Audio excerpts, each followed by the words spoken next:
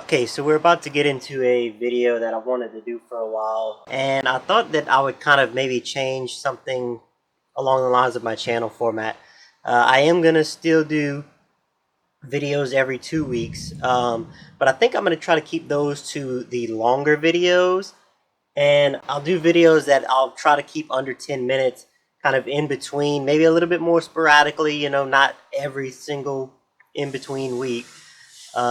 Pretty much just whenever I have something quick I want to get out and talk about, I'll just stick it in between two of my main videos. You'll start noticing on my channel intro that there'll actually be an episode number somewhere like in the top right hand corner during my little logo intro. That'll have the episode number for the main videos, but for these short videos, I think I'm just going to call these hot tacks. That kind of comes from the fabrication world where, if you're just trying to get something to just a small little tack in something, and while it's hot you hit it to move it. Maybe one day we'll actually demonstrate that. That's actually a really cool thing that is kind of harkens back to the blacksmith era. But anyways, so this is going to be one of those videos, and it's going to demonstrate how a three-way light switch works, using just some simple double pull, double throw switches. And I hope y'all like this kind of new format that I'm going to go with. This is something a lot of people have, and maybe you notice that you have it and you wonder how it works. Maybe you've never noticed and now you will notice it. But this is a three-way light switch schematic. And for those of you that don't know what a three-way switch is, if you have, maybe a hallway with lights in it, and you have a light switch on one end of the hallway and a light switch on the other end, and you can flip either one of those switches and the lights will turn on or off. They'll flip opposite of whatever they are at that moment just by moving that one switch. Well, that's a three-way light circuit. And it's very common, it's very convenient, and it's actually very simple the way it works. There's really no black magic inside of it. It's just a couple of special switches. So let's get started looking at the circuit first, and then we'll actually do some practical examples. Practical examples, I gotta warn you, is gonna be pretty boring, but once you understand the circuit and you see the example, it all kind of falls into place. So you can't really do one without the other. Alright, so first off, let's start off looking kind of, let's just ignore the switch portion right now and just look at our actual light circuit. So you can see here we have our line, and it's going to go up and it's going to go through our switch circuit, and then it's going to come into our light. It can be any kind of light. This is a simple on-off circuit, so any sort of light. I'm using 120 volts AC right now. It's just because that's common for the US, but it can be anything. It's just switches in here, and then that goes to neutral, which goes to our panel. So if we take a look at this circuit, and for right now I actually want you to kind of ignore another part of it, which is going to be this part right here. We can see that as we follow this path, that we have a closed circuit all the way to our light. And then if we follow this path, we have an open circuit all the way to our light. And I have this drawn in a push button configuration right now. Your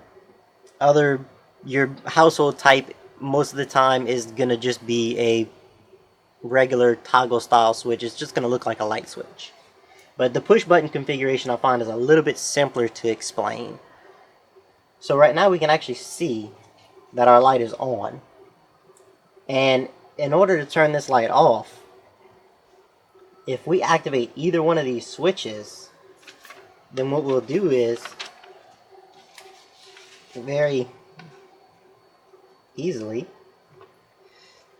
if we activate one switch, let me check and see which one's activated. This switch, we've pushed it down, so now we actually have electricity up to this point, but we're stopping it here. And since it's stopped here and here, the light is off. So, you can do this with either switch and turn that light off. And then if you activate the opposite switch, well, then you've just gave this electricity a different path to go through. So rather than going through these two sets of contacts, we're going through the lower set now, and it turns the light on. So it's very, very simple, but it is a really common and just really taken for granted circuit. You know, a lot of people don't think whenever they flip the light switch on to see down the hall, and then when they get to the other end of the hall, they can turn it off. You know, that convenience just sometimes doesn't sink in. So that's really as simple as this circuit is. So let's go ahead and get to a practical example. Okay, so here we have our circuit, and right now I've got it mounted in this little C-clamp just because it makes it easy for me to turn these switches on and off. And if we flip around to the back side, I'll kind of show you how I have this set up. In fact, I'll unclamp it right now. So we can see that on this switch we actually have 6 pins. That's because the center pin is actually the common. On regular light switches, you don't really have that center connection. You actually have, you know, just 4 different contacts. And if you look on regular household light switches, they're actually kind of color coded, and you can find online all kinds of ways to wire these things up. But the way that I'm going to show you is actually the simplest one, and it matches closely to what the circuit that I actually have drawn. The main difference being these center contacts just makes it a little bit less intuitive. So we can see that we have both of those center contacts are actually put together to the same wire. This is the output of our power supply. And if we jump to the other switch, we can see that it's set up in the same way, that the centers are put together, and this is the output to our light. We can also see that this purple wire here goes to the corresponding contact on the opposite switch. So they're basically both on the same terminal that the switch, that both switches are using. You know, like say this is number 6, then this is going to be your number 6 also. And the yellow wire, by the same theory, is on the number 1. So very simple to wire up, and you can make these wires as long as you want. So you can have literally one end of your house to the other have a pair of switches that control the same lights or a fan or whatever you just so happen to want to control.